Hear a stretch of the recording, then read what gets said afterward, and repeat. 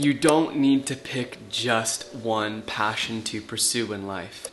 And if you're multi-passionate and feel stuck, chances are the reason is because you're trying to force yourself to pick one. So in this video, I want to break down the shadows of niching down and want to hold some nuance there as well. I want to talk about why your multiple passions are your greatest gifts and how you're not wrong, you're just early, you haven't quite figured out the blend of those vocations and interests, and how you can deepen your trust and devotion to what feels most alive to you now so that you can build more of the career and creative business that really brings you just more alive, right? So if you're new here, my name's Kev, and I just love helping ambitious creatives design and build aligned businesses with their hearts open, because as far as I'm concerned, if you are, whatever you do in life, if your heart's not open, it's not a gift to the world. So I want to help you give your gifts to the world. So I want to talk about the shadow of niching down. And the reason why I want to open with this is it's a topic that I see so much controversy about. Most people say that you need to pick a niche down and go, go, go, go, go. And I want to put a bookmark in that and value that. And at the same time, people say don't niche down, like this kind of one-person business culture is don't niche down, like you are the niche. And like anything, it's messy. It's not binary. But I do think that the shadow needs to really be addressed. And the shadow of niching down often I feel like has this force. And the way that I've seen it play out in my life made me too rigid and in a way inauthentic about what I was pursuing. So niching down is all about choosing one thing and pursuing wholeheartedly what that means to you. And I think there's such a beauty and a joy inside of this is what brings me alive. I want to pursue this. The problem as it relates to people exploring their vocations and their businesses is we let a lot of pressure from the outside world determine what that thing that we choose is. So the litmus test is this the thing that is bringing me most alive right now?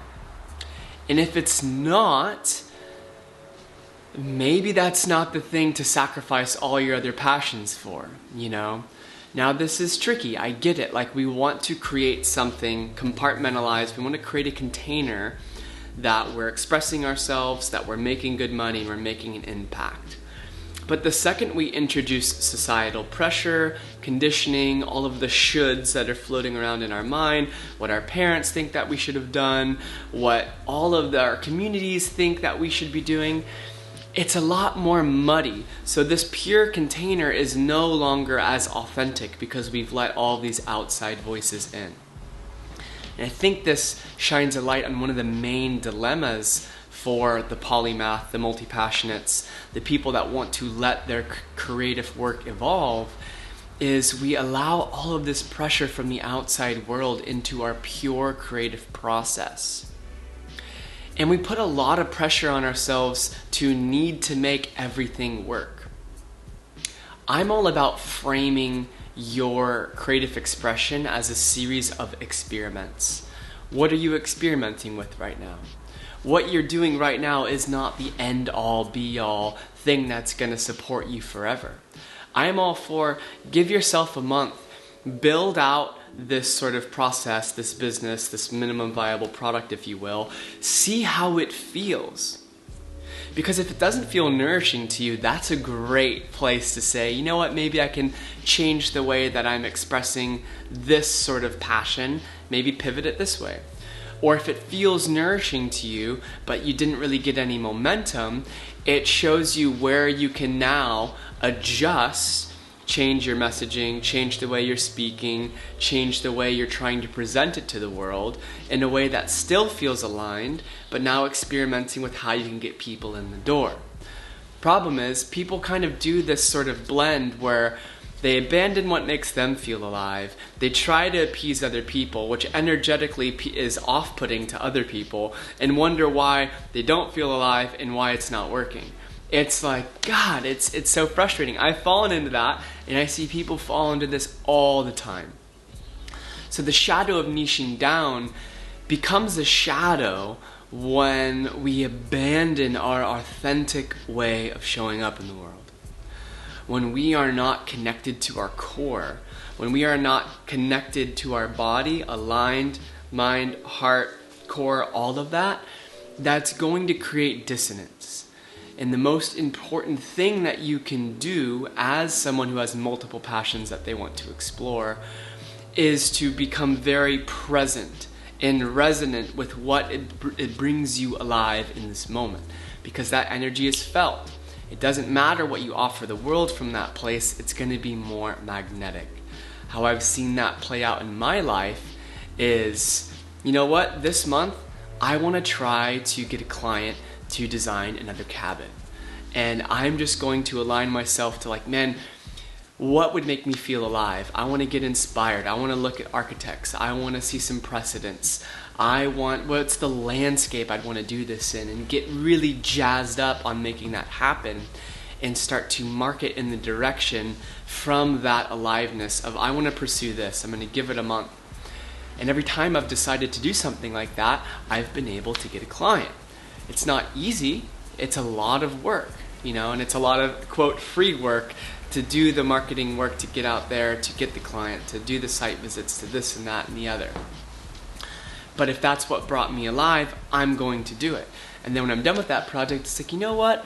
I just want to chill for a little bit and do smaller projects. So I'm going to pursue doing handrails. And I'm just going to focus on that. I'm going to focus on that. And then months go by and I'm like, I want to do something stupid. I want to make controversial bumper stickers or whatever the fuck it is. And I'm going to pursue that for a month. Didn't get a sale. That's okay. It brought me a lot of joy.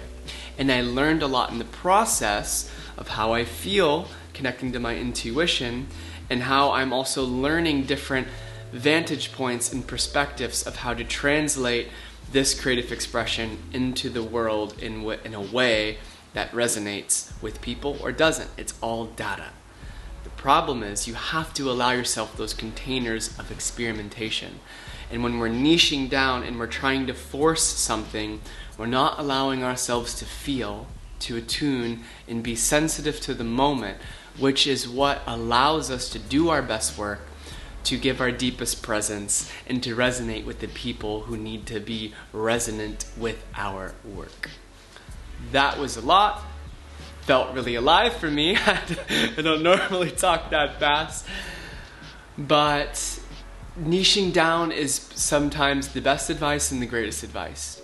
So I encourage you just to tap into what feels most alive for you. And if you feel like you're forcing things to unfold, forcing an idea, forcing a business, just take your hands off for a second and breathe deeply.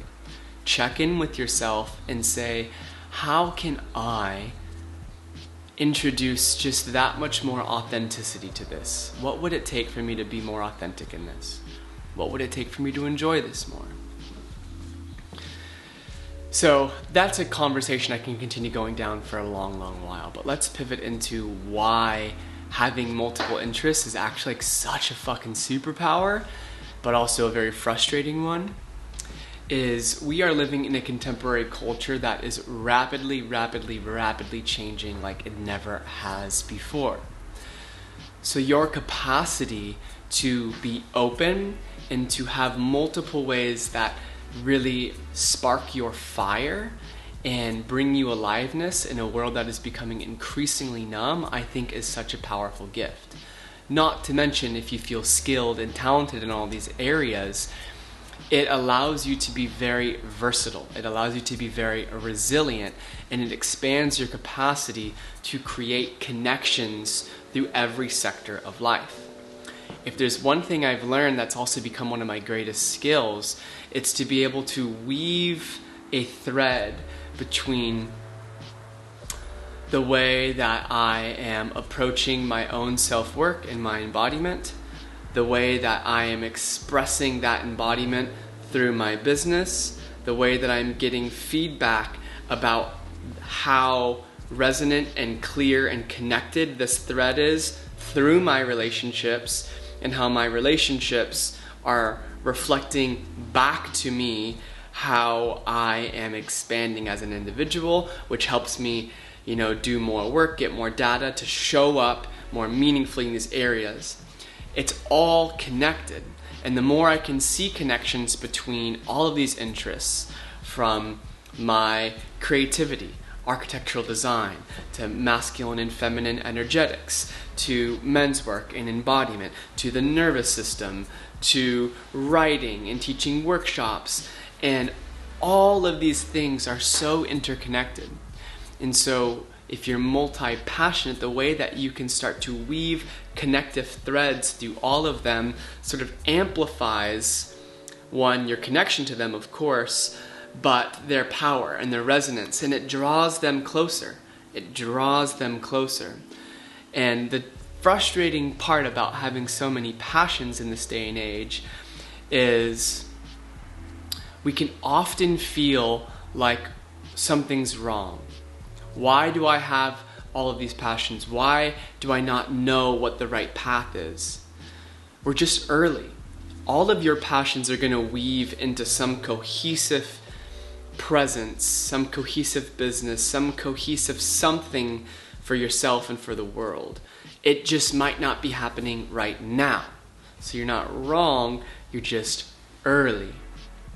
And the more that you can get clear on how those connect, how your core values weave into all of these things that you're passionate about, the more it will start to become clear how to take a bold step, not knowing how they're all going to come together, but trusting that they will. Because those who are sort of synthesizers of different passions, interests, information, those are very, very, very valuable people. It's like the multidisciplinary approach, the intersections of creative mediums, of ideas. That's where like the juice, that's where like the revolution is. That is where like the innovation happens. And that's usually stewarded by people like you, the polymath, the Renaissance man, the multi-passionate. So keep expressing what feels alive to you, even when it feels a little frustrating that you don't know how it's all going to weave together or work out. And then this leads me into that last point about trust and how much our life truly depends on it. The quality of your life is really built on trust. How much do you trust your own capacity? How much do you trust the unfolding of your life? And how much do you trust that it's all on its way? That what's for you can't miss you. The moment that I begin to doubt my path is the moment that I sort of lose my power. And I don't mean doubt the path in the sense of wanting to pivot. I mean just fully like questioning like, what the hell am I doing here? There's power in allowing yourself to feel that. But I'm talking about that doubt that represents this kind of seed in the back of your mind. When I doubt, I'm releasing my energy and power. I have this kind of contained energy and I'm opening the lid and letting it all kind of fade out to the atmosphere. I'm losing that kind of stored energy. And we have to do this from time to time, right? To learn what it's like to recommit to trusting. Life is a series of failure and recommitment, failure, recommitment, failure, recommitment, with some experimentation along the way, right? But trust is like your greatest ally. Trust that as you confront and open towards fears, that it is helping you become that next best version of yourself. Trust that you don't need to have the second step figured out to take the first one. That you'll be supported or you'll fall flat on your ass. Either way, you're going to keep going. Trust that everything that you have learned and gone through and experimented with is all part of a greater unfolding that you can't yet see, and it's all gonna weave together in a way that's much, much more beautiful than you could even fucking imagine. The more that I increase my trust in those things, the more that I see my life unfold beautifully. the more connections I make in unexpected ways, the more my ecosystem expands in ways that I didn't even see coming, the more that I randomly wake up to, money in my bank account. Like, wow, holy shit. It takes trust. It takes a tremendous amount of trust. So to just quickly recap, you don't need to niche down, you just need to follow your aliveness. You're passionate about multiple things for a reason. And to focus on what is bringing you most alive in each moment, while adding some structure into that, create containers of experimentation. For 1 month, I'm going to experiment with this vessel, and then I'm going to check in and see how I'm feeling. For 3 months, I'm going to do this sort of experiment and see, can I make my first dollar in my local community experimenting like this for 3 months? And then I'm going to devote a year to completely redesigning the way that I show up in my community and see what happens. Take these kind of threads of aliveness, give them containers, because time is such a sacred ingredient. I know time isn't real, but it's such a sacred ingredient to these things. And then sprinkle in that trust, right? Sprinkle in that trust that is going to carry you through when you just feel like dropping everything, when you feel like running, when you feel like hiding, when you feel like, playing small. Let that trust be that sort of juice that carries you through to that next breakthrough. Because it's usually about that moment that I feel like I'm going to give up is when the breakthrough happens. And sometimes you do have to break down to break through. Yeah. So if you want like a more in-depth way of approaching this, what I call like embodiment work in business, you can check out my Embodied Creative Toolkit. It's all of the sort of experiments and deep work that will help guide you in the right direction of how you can give your creative gifts to the world from a place of grounded presence, confidence, and connection. Check that out. The link's in the description below. But in the meantime, please subscribe to get more of this. It really helps me out. So looking forward to seeing the next one. Ciao.